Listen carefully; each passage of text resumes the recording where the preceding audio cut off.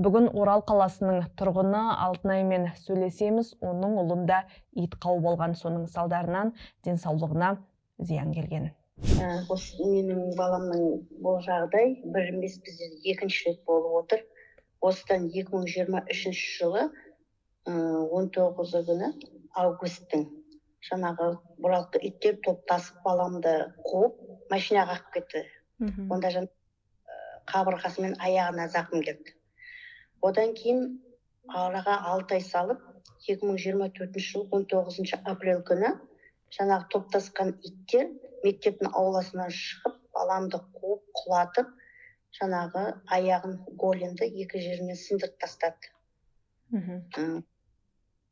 Енді ол кезде мектептің қасында балдар ешкім болған жоқ, тек қана бір өзі үйіміз сол жерде болғасын, бала мектептің шарбағына шығып кетіп бара жатқанда жаңағы бір топтасқан иттер шабуыл жасап осындай жағдай жасады. Біздер сол күні жаңа жедел жәрдеммен жаңағы баламды емдеуге апардым. Сол күні жаңағы ота жасалды балама. Бір емес екі ота жасап, екі отадан балам өтті. Содан кейін 8 айдан кейін бір үшінші отадан өтті. Қазіргі таңда баламның жағдайы бұрынғысына қарағанда аздап жақсарды.